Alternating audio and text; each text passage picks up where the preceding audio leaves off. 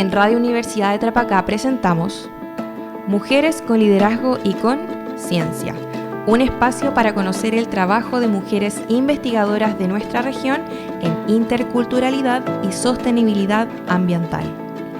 Este programa llega a ustedes gracias al financiamiento del Fondo de Fomento de Medios de Comunicación Social del Gobierno de Chile y del Consejo Regional. Hola, ¿cómo están? Bienvenidas, bienvenidos a un nuevo programa de Mujeres con Liderazgo y Conciencia, por supuesto a través de Radio Universidad de Tarapacá. Como ustedes saben, esta es una investigación, una invitación, como digo, a conocer a las investigadoras de nuestra región, a fomentar también la equidad de género y también, por supuesto, a promover el debate sobre sensibilidades estructurales, inclusión y también medio ambiente. Hoy nos acompaña en nuestros estudios la doctora María Jesús Acuña. Doctora, lo primero, muchas gracias por visitarnos y por estar junto a nosotros. Muchas gracias a ti, Mauricio, por la invitación. Contenta de estar aquí en mi universidad. Vamos a irla conociendo. A ver, médica cirujana con formación en la especialidad de ginecología y obstetricia, luego de 3 años de práctica clínica en el extremo norte del país, decide realizar a la formación en la subespecialidad de ginecología oncológica. Ya de regreso en nuestra ciudad, su foco se centra en la prevención, trabajando en patología preinvasora. Lidera también el equipo de patología cervical y ginecología oncológica del Servicio de Salud de Arica y es además miembro activo del Comité Oncológico. Ingresa a la planta académica de la Facultad de Medicina de la Universidad de Tarapacá y desde el año 2024 asume como presidenta del capítulo médico-científico Ginecología Oncológica de la Sociedad Chilena de Obstetricia y Ginecología. ¿Correcto? Correcto. Tremendo, ahí quedó bien. Doctora, para irla conociendo un poquito, ariqueña. No, ariqueña de corazón, ariqueña Ya. por amor, como la mayoría de los ariqueños. Llegué en el año 2014 a la ciudad a trabajar en el servicio de ginecología del hospital porque me casé con un ariqueño. Así que ese Ya. es el lazo de amor hacia Arica. Los ariqueños son amantes de su región y bueno, se entiende el porqué. Es un lugar muy bonito, uno lo aprende a amar con el tiempo. Y es un muy bonito polo de desarrollo, así que esa es la razón por la cual regresamos finalmente a la ciudad.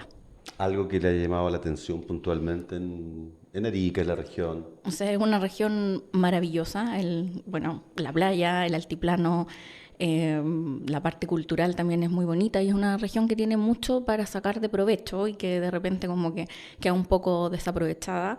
Y bueno, también el proyecto de la Facultad de Medicina me hacía mucho sentido, el poder trabajar en una facultad joven y aportar desde el extremo norte a los conocimientos de los chicos que quieren formarse en medicina. Así que ese es un bonito proyecto, un proyecto que a mí me hace mucho sentido, el trabajar enseñando. Así que por eso estamos acá. Perfecto. Doctora, entremos un poquito a ver en distintas materias. Vamos a comenzar, por ejemplo, comencemos hablando acerca de cómo cree usted, cómo ve usted los principales desafíos que hoy día debe asumir en términos de salud la mujer en nuestra región. Mira, es difícil porque estamos en una región extrema, estamos alejados de los polos de desarrollo y por lo tanto hay muchas cosas que nosotros no podemos hacer acá directamente, sobre todo a lo que yo me dedico, las pacientes oncológicas. La verdad es que los tratamientos que son ya más como especializados no están acá en Arica.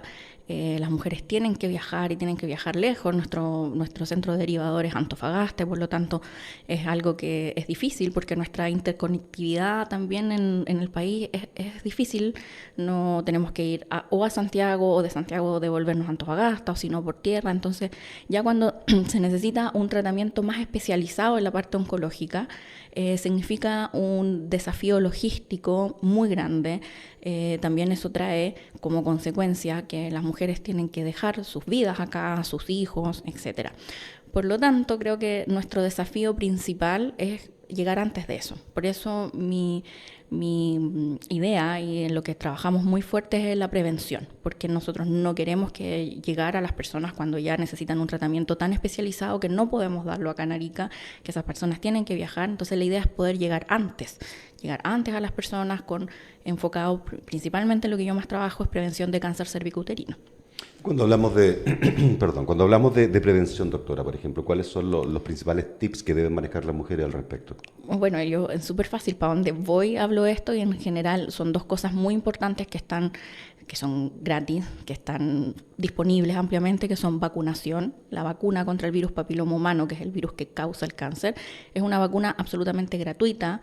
Está a todos los niños y niñas de nuestro país, se les pone esa vacuna en cuarto básico. Así que eso es gratis, muy fácil, todo el mundo tiene acceso. Y lo segundo es el hacerse los exámenes de salud cuando corresponde, y el más importante acá es el famoso test de PAP, y ahora se agrega el test de virus de papiloma humano, que también está disponible acá en nuestros consultorios, disponible en las consultas. Entonces es un examen que de repente cuesta un poco motivar a la gente para que vaya, porque, bueno, experiencias previas que no han sido muy buenas y qué sé yo, entonces la gente tiene un poco de reticencia a hacerlo. Lo mismo ahora en octubre, por ejemplo, que es el mes de la concientización sobre el cáncer de mama, lo mismo. Muchas mujeres no se hacen la mamografía o por falta de tiempo, o por temor, o por muchos mitos. Entonces, nuestro objetivo y en lo que trabajamos con los chicos en la universidad, los chicos de quinto año de medicina y luego los internos, es en hacer conciencia, en que ellos puedan también ser agentes educadores del resto de la población, porque al fin y al cabo todo el mundo dice, yo tengo un amigo, un sobrino, un hijo que estudia medicina, preguntémosle a él qué opina. Claro. Entonces nosotros hacemos concientización a través de ellos, a través de que ellos sean los agentes, y que además ellos tienen otra manera también de llegar a sus comunidades, una manera un poco más orgánica, a través de los, qué sé yo, Reels, TikTok, Instagram, tienen otras maneras. Entonces eso nos ayuda también a poder crear conciencia. ¿Cómo vienen va a sonar muy de viejo esto, pero cómo vienen las nuevas generaciones, por ejemplo? Obviamente las mujeres en este caso, ¿se vienen cargando los mismos temores que en algunos casos tenían las mamás o las abuelas, o la misma desinformación que existía? No, yo creo que las nuevas generaciones son mucho más empoderadas, las chicas, de su propia salud, de su salud sexual, de su salud reproductiva. Llegan con otra idea, llegan a la consulta ya con mucha información detrás, preguntando, no creen tanto en los mitos, buscan mayor información, buscan una segunda opinión. Entonces, en general, las personas más jóvenes llegan con mucha mayor información y con más herramientas. Yo creo que, y con respecto a las alumnas, también tienen otra manera de empoderarse sobre su propia salud y sobre el cuidado de la salud de otros. Así que creo que yo tengo fe en que es una muy buena generación la que viene. Ya, yo también estoy hablando como vieja, pero sí, los veo motivados a los chicos en querer hacer educación, en querer hacer promoción, en quedarse también acá en la región. Muchos de nuestros alumnos son de esta región y se quieren quedar trabajando acá, y eso también es algo que a nosotros nos pone contentos. O sea, históricamente se ha hablado de la falta de especialistas que tiene nuestra región. Podríamos ir quizás ya pensando en eso, lo que podría significar en términos de ayuda también. Claro, por supuesto. Por ahora nosotros solamente tenemos, la facultad es medicina general, o sea, los médicos egresados médico general, pero ya muchos de nuestros primeros egresados ya están haciendo sus especialidades. Hay una chica que está haciendo la beca de ginecología y obstetricia precisamente en Santiago, y hay algunos que quieren retornar a la ciudad y aportar con los conocimientos nuevos. Así que, y bueno, no lo descartamos de plano, que en un futuro también hay un proyecto de posgrados de la universidad. Pero bonito desafío. Claro, pero para eso falta harto.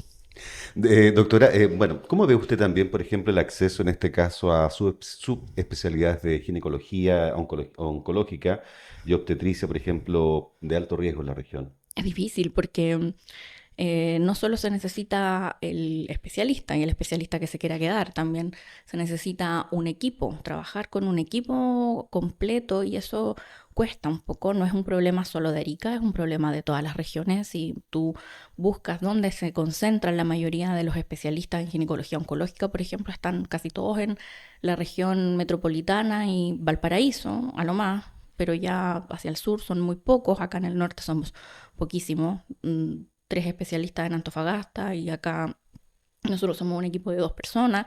La verdad es que es muy difícil el retener a los especialistas acá, y no es una cosa solo de, muchas veces se habla de dinero, no creo que pase por el dinero, sino que más bien a veces es por la motivación y por los proyectos que se puedan generar. Y ahí tiene un rol súper importante, bueno, sociedad civil y también Los políticos también tienen un rol importante porque, por ejemplo, nosotros a través del hospital accedemos para ginecología oncológica. Cuando yo llegué a trabajar no teníamos las herramientas necesarias y todo se genera a través de un proyecto y un proyecto con el gobierno regional en donde se derivan recursos para poder ser utilizados, se aprueba ese proyecto y se compran los instrumentales que nosotros necesitamos para trabajar. Entonces también ahí necesita de muchas buenas voluntades al final. Y la lata es que no pueden ser voluntades políticas del momento, tienen que ser proyectos que se extiendan a largo plazo para poder conquistar a la gente que venga a trabajar y que vengan a ser un polo de desarrollo en el norte. Correcto. Y lamentablemente lo que va ocurriendo, cuando usted habla de esto, a veces no están las voluntades y a veces efectivamente esto va dependiendo de cada 4 años van cambiando. Generalmente cambia el devenir político, por lo tanto van cambiando también con ellas autoridades, decisiones, y no siempre las prioridades son las mismas. Claro, y van cambiando y ahí de repente algunas cosas quedan como a la cola y hay que esperar un poco y luego pasan 4 años y otros 4 años más y así. Sí. Directora, perdón, doctora, cuando hablamos en este caso del cáncer de mama también y cérvico-uterino, ¿cómo está hoy día el panorama en la región? De cáncer de mama no tengo muchos datos porque Ya. no es mi unidad. Cáncer cervicuterino, la verdad es que tenemos un problema un poco, no es un problema grave, pero es un problema de en dónde nos ubicamos. La verdad es que nosotros estamos en una región de trifrontera. La mitad de nuestros pacientes son pacientes migrantes. Entonces es un problema porque compartimos esta frontera con población que tiene muy poco acceso a salud y muy poco de prevención. Entonces, cuando llegan estas pacientes, llegan en condiciones ya de enfermedad muy avanzada. Entonces, ese es nuestro principal desafío, el poder atender a esta población que no accedió antes a educación, no accedió a vacunas, no accedió a test de virus papiloma humano, no accedió al Papa Nicolau y llegan ya con enfermedades muy avanzadas y nosotros acá en realidad no, la atención no se niega, la atención clínica. Y ese es nuestro principal problema ahora, que nos hemos visto un poco sobrepasados por la cantidad de pacientes que tenemos para un hospital que fue creado por una población mucho más chica, que era una población hasta hace unos años pequeña y ahora esa población se nos dobló y son todas personas que son beneficiarias del sistema público, entonces es un poquito complicado. Eso es lo que yo veo como un panorama un poco difícil porque estamos recibiendo ese tipo de población. Y esa población migrante, doctora, principalmente viene de qué países? Bolivia, tenemos mucha población de Bolivia y bueno, Venezuela ahora mucho. De Perú no tanto, yo creo que ahí el intercambio con Perú es como recíproco, hay pacientes nuestras que se atienden en Tacna y que vuelven, es un poco más, Claro. como un poco más equivalente la atención, pero las pacientes que vienen sobre todo de Bolivia y las que vienen migrando de Venezuela, que habitualmente tienen historias un poco complicadas de vida, que cambiaron de Venezuela, Colombia, Perú y acá. Son pacientes que están con muchos problemas, además de su problema de salud. ¿Y esto se incrementó en el último tiempo producto de la pandemia o no Sí, necesariamente? sí, ¿Sí? sí, porque las mujeres no accedieron a sus exámenes de tamizaje o de screening durante la época de pandemia. Hay muchas, bueno, entre que no se podía salir, entre que tampoco era como la prioridad de salud en ese momento, muchas dejaron de atenderse, de hacer sus exámenes. Entonces ahora estamos un poco recibiendo esa oleada de pacientes que no fueron tamizadas en el momento de pandemia. Así que sí, y se nos junta con la oleada migratoria. La verdad es que estamos en este momento viviendo en un sistema de salud bastante estresado. Correcto. Doctora, y a propósito tú mismo en el caso de los cánceres ginecológicos, ¿cómo ha ido evolucionando un poquito todo este tema? Mira, de cáncer ginecológico en general nosotros como yo, para explicarlo a mis alumnos, es como del ombligo para abajo, como todos los Ya. cánceres de la mujer, del ombligo para abajo, ginecológico, el cáncer de mama lo dejamos un poquito aparte. Tenemos, bueno, cáncer de cuello de útero, que es este que yo te explicaba, que se previene con vacuna, con hacerse el PAP. Y también tenemos un aumento súper importante del cáncer de endometrio, que es el cáncer del útero mismo, como la parte interna del útero. Y ese cáncer tiene un factor de riesgo que es súper importante y que es la obesidad. La obesidad, la grasa del central, produce una hormona muy parecida a la hormona femenina y por lo tanto este útero se ve enfrentado a la hormona femenina normal que tienen los ovarios y además al exceso de hormonas producidas por la grasa y tenemos un aumento de la población con cáncer de endometrio y sobre todo mujeres muy jóvenes. Entonces son personas que son más jóvenes, que son grandes y que ha ido aumentando en forma muy importante. Yo llegué a trabajar acá el 2014 y ese año, le contaba ayer a los chicos en la clase, tuvimos 7 casos de cáncer de endometrio en todo el año. Este año llevamos 33 casos. Y el 25% de ellos tiene menos de 40 años, o sea, son chicas jóvenes que todavía están en edad reproductiva, que el tratamiento es sacar el útero y que son muy grandes. Entonces, es un factor de riesgo súper importante la obesidad y el sedentarismo. ¿Y ese aumento obedece principalmente a esas causas? Principalmente esas causas. O No sea, hablamos de causas hereditarias acá, por no, ejemplo. este cáncer no es hereditario. Hay un porcentaje muy pequeñito de cáncer que podría ser hereditario, pero no es más del 5 al 10%. Y el resto son casos que son nuevos, sin herencia de por medio, y que tienen que ver con este aumento de peso y sobre todo grasa corporal. Entonces, el aumento de peso, la diabetes, la hipertensión son factores de riesgo para tener este cáncer de útero. Y la verdad es que ahí estamos trabajando con un grupo de internos de medicina en buscar qué causas, dónde más viven estas personas, qué tipo de como determinantes sociales están haciendo que lleguen mujeres muy jóvenes con este cáncer. ¿Y hay algunos resultados que, por ejemplo, le esté arrojando todo este trabajo, esta investigación, al menos por dónde se pueden ir Mira, determinando estas lo líneas? que por ahora tenemos como que sabemos es que tenemos mucha mayor incidencia que lo que dice la literatura. La literatura dice, mira, entre un 5 a un 10% podrían ser presmenopáusicas. Acá tenemos 14%. Y lo que tenemos es que todas las pacientes son grandes, o sea, IMC o índice de masa corporal, que es una manera como estándar de medir a las pacientes mayores de 40. Entonces, son pacientes que de verdad todavía no tenemos muy afinado qué otros factores de riesgo, muchas con antecedente ovario poliquístico en la infancia, pero ahí estamos todavía terminando de juntar nuestros datos.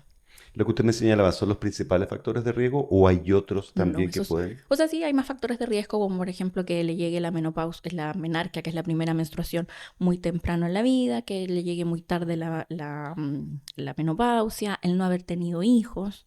Y si tú te fijas, como que son factores que tienen que ver con nuestra vida moderna. En el fondo, se sabe que la menarquia o primera regla se ha ido adelantando y tiene que ver un poco con esto del aumento de peso y la exposición precoz a estos estrógenos. Las mujeres ya no están teniendo más tantos hijos, así que muchas pacientes son nuligestas.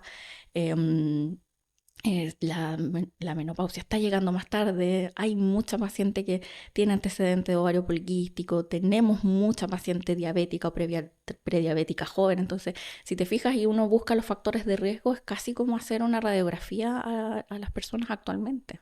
O sea, ayer conversábamos con mi alumna y decía, oye, pero estamos casi todas las mujeres al final y al cabo en riesgo de tener un cáncer de endometrio. ¿Ya hay conciencia? Cuando ustedes conversan este tema, en las mujeres, ¿existe conciencia ¿Sabes de qué? todo esto? Poco. Y de hecho, esto es un problema internacional, no es que seamos las ariqueñas las Ya. inconscientes, es un problema un poco internacional de como el desconocimiento del cáncer de endometrio, que es este cáncer de útero, de los factores de riesgo. Entonces, la Sociedad Internacional de Ginecología Oncológica hace 3 años dice, bueno, no puede seguir esto, que la gente no conozca cuál es este cáncer, y decreta que el mes de junio es el mes de la concientización sobre el cáncer de endometrio. Así como octubre tenemos el octubre rosa y qué sé yo, junio es el mes de la concientización del cáncer de endometrio, un poco para llamar a la conciencia de que no es normal tener un sangrado anormal y que tener sangrado abundante y que hay que consultar, etcétera, etcétera. ¿Y eso por qué cree que se va produciendo usted? ¿Por qué cree que sea precisamente esta, o es falta de información al respecto, pero por qué se va produciendo esto que parece tan extraño que no se conozca?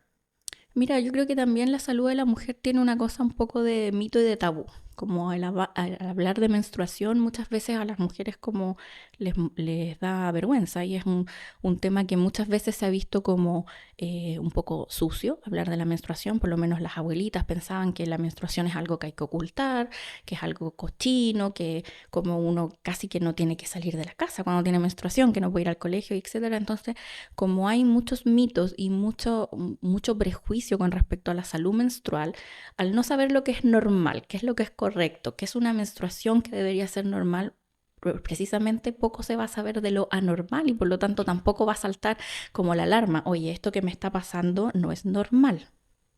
Entonces yo creo que por ahí tiene que ver y es por eso es necesario que exista también educación. Correcto. y educación integral. Correcto. Doctora, quiero llevarla a otro tema. Entiendo que hay un movimiento global por la humanización del parto.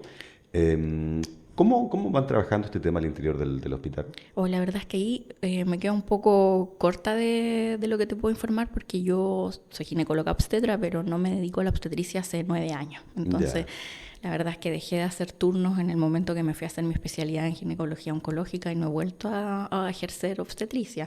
Pero hasta el momento en que yo trabajaba había un esfuerzo por tratar de hacer, bueno, un acompañamiento del parto en forma integral.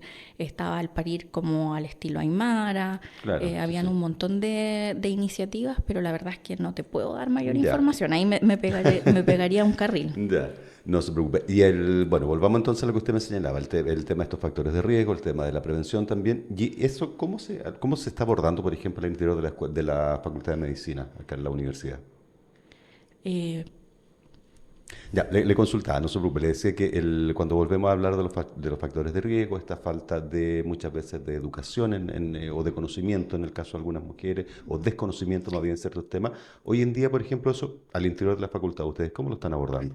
Perfecto, perfecto. Nosotros tenemos varias iniciativas que son, bueno, tienen que ver un poco también con la dirección de vinculación con el medio. Nosotros todos los años como postulamos a estos proyectos y los chicos tienen la posibilidad de en estos como proyectos de vinculación poder hacer educación y poder llegar a la población. Por ejemplo, el semestre pasado con los internos de medicina hicimos un proyecto de vinculación en donde se hizo consejería de salud sexual y reproductiva y a través de una donación que recibimos desde la Asociación Ginecólogas Chile recibimos un montón de implantes subdérmicos. Entonces podían las mismas alumnas de la universidad, de hecho todas las que atendimos son alumnas universitarias, podían acceder, la consejería la hacía los mismos internos de medicina y luego se hizo la inserción de los implantes en forma gratuita para todas. Entonces eso también son bonitas instancias en donde tenemos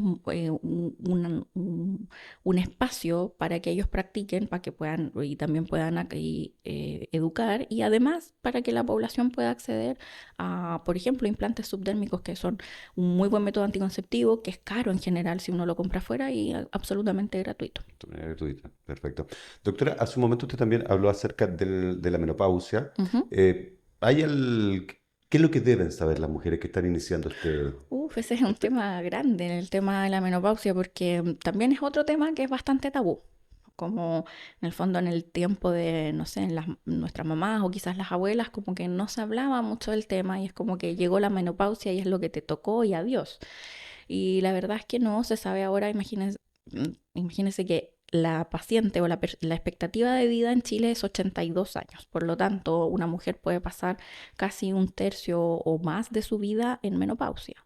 Y no hay mucha información al respecto, entonces también es un foco que tenemos que educar y que tenemos que llevar a la población a que consulte. Y la verdad es que, claro, las pacientes no consultan porque no saben o porque les han dicho toda la vida, bueno, es normal, se te va a cortar la regla y te van a llegar bochornos y te los tienes que aguantar y ya. Y la verdad es que no es tan así, la verdad es que hay algunas cosas que se pueden hacer, hay pacientes que son candidatas a tener una terapia hormonal de reemplazo y lo otro también que es súper fome al respecto, de que hay muchas pacientes que son candidatas porque son sanas, porque no tienen ninguna contraindicación de usar hormonas y como está muy extendido el mito de que las hormonas son malas, finalmente tienen temor y no, aunque puedan usarlas, no las ocupan por temor. E incluso el temor es de los profesionales, así que ahí también es uno de los objetivos que nosotros tenemos como facultad, es que los chicos de medicina sepan muy bien cómo tratar las pacientes en menopausia y climaterio, porque de hecho los programas de climaterio los ven los médicos generales en consultorio. Entonces ellos manejan súper bien, de hecho a mí me da risa porque cuando llegan dicen, no, algunos no quieren ser gine, no les interesa y tengo varios egresados que están a cargo en algunos consultorios en otras partes del país tan alejados como por ejemplo en la región de Ñuble. Hay una ex alumna nuestra que es la encargada de un programa de climaterio. Entonces desde que el desconocimiento y bueno, no me gusta mucho la ginecología, hacer la encargada, la referente, es entretenido eso, de que también le tomen el gustito. y en el caso del paciente, de la paciente en este caso, ¿cuáles son los principales o los primeros síntomas que le deben poner la voz de alerta para acercarse ya a consultar a un especialista? Ya, mira, el clásico síntoma y el que todos hablan son los bochornos, que es el calor, que las despierta en la noche, que no las deja dormir y qué sé yo. Pero ese síntoma no lo tienen todas las mujeres. Lo tendrá un 60% de las mujeres. El resto de las mujeres no van a tener síntomas y van a transitar, o ese síntoma, que son los síntomas vasomotores que se llaman, y van a transitar de otra forma. ¿Qué otros síntomas hay? Por ejemplo, uno que es muy poco hablado, que es la niebla mental o foggy mental, que es porque está en inglés, pero que es en el fondo, las pacientes dicen, se me están olvidando las cosas. Me olvidé, dejé una cosa, me olvido el nombre de las personas, estoy muy desconcentrada y siento como que tengo una niebla mental. Ese es un típico síntoma de baja de estrógenos, que es finalmente la hormona que nos falta en la menopausia, de las pacientes en esta etapa. Entonces empiezan a quejarse de eso. ¿Qué otras cosas? Cambios de ánimo, irritabilidad, sentirse más lábil emocionalmente o más irritable, problemas para dormir, que les cueste conciliar el sueño, que se despierten, dolores óseos, que les duelan los huesitos. ¿Qué más? Bueno, falta de líbido, que ese es un tema, también otro tema amplio, pero que consultan harto. Entonces, no todo es síntoma vasomotor. Los síntomas neurológicos de estos que estamos hablando de la concentración y etcétera son bastante frecuentes y la verdad es que como bien poco tomados en cuenta y que responden súper bien después a la terapia. Correcto. Doctora, ya para ir finalizando, en este caso, tiene la posibilidad, por ejemplo, de dirigirse a muchas mujeres. ¿Cuáles son los principales consejos, recomendaciones que se entregan? Que a veces no son solamente para las mujeres, son para la familia también en general. Uy, está difícil la pregunta porque es amplia, como que le diríamos a todas las mujeres, bueno, que se tomen un tiempo para ellas. A mí lo que me pasa mucho con mis pacientes es que las mujeres tienen un rol como multitasking, hacen muchas cosas a la vez. Son la que ve la casa, trabaja, en el trabajo pueden ser líderes de equipo, a cargo de los hijos y finalmente las mujeres van como posponiendo un poco el autocuidado por las labores que tienen dentro de como socialmente, no sé si me explico, es como bueno, me toca el control ya, pero primero es que los materiales del hijo en el colegio, es que tengo que llevar esto, es que no tengo tiempo y finalmente van posponiendo. Entonces creo que también para poder nosotros, las mujeres que cumplen ese rol de cuidado, para poder cuidar a otros necesitan cuidarse a ellas también y por lo tanto un día en el año no es tanto el día que se pongan al día en todos sus exámenes, que también sirva para conversar. Yo veo la ginecología más que como una especialidad que resuelva una cosa en particular. A mí me gusta mucho la mirada desde el punto de vista integral de que el ginecólogo es como el médico de cabecera de la mujer y que acompaña a una mujer a lo largo de todo su ciclo, o sea, desde niñas pequeñas, mujeres en edad reproductiva y después en la posmenopausia. Entonces como que y nos sirve el control ginecológico, que es lo que practicamos acá mucho con los chicos en el centro médico, es que sirve también como un momento de pesquisa de otras enfermedades. Quizás, no sé, esa mujer no va a ir a ver su hipertensión por algún motivo, pero a lo mejor vino a nuestro control ginecológico y pillamos que tiene hipertensión o que tiene dislipidemia o que está pasando por un sobrepeso que hay que cuidar, etc. Entonces, creo que ese sería como el mensaje, como darse el tiempo, darse el regalo de una vez al año por lo menos ir a su control para hablar de todos estos temas. Perfecto. Doctora María Jesús Acuña, muchas gracias por estar con nosotros, muchas gracias por haberse dado el tiempito de venir a conversar estos temas que de verdad son muy, pero muy importantes y ser parte también de Mujeres con Liderazgo y Conciencia. Muchas gracias a ti. Y nosotros nos encontramos ya en un próximo capítulo, como usted ya sabe, a través de Radio Universidad de Tarapacá, con esta nueva propuesta que es principalmente una invitación a conocer a las investigadoras de nuestra región, como decíamos, a fomentar la equidad de género y también a promover el debate sobre sensibilidades estructurales, inclusión y medio ambiente. Muchas gracias, que esté muy bien. En Radio Universidad de Tarapacá hemos presentado Mujeres con Liderazgo y con Ciencia, un espacio para conocer el trabajo de mujeres investigadoras de nuestra región en interculturalidad y sostenibilidad ambiental. Este programa llegó a ustedes gracias al financiamiento del Fondo de Fomento de Medios de Comunicación Social del Gobierno de Chile y del Consejo Regional.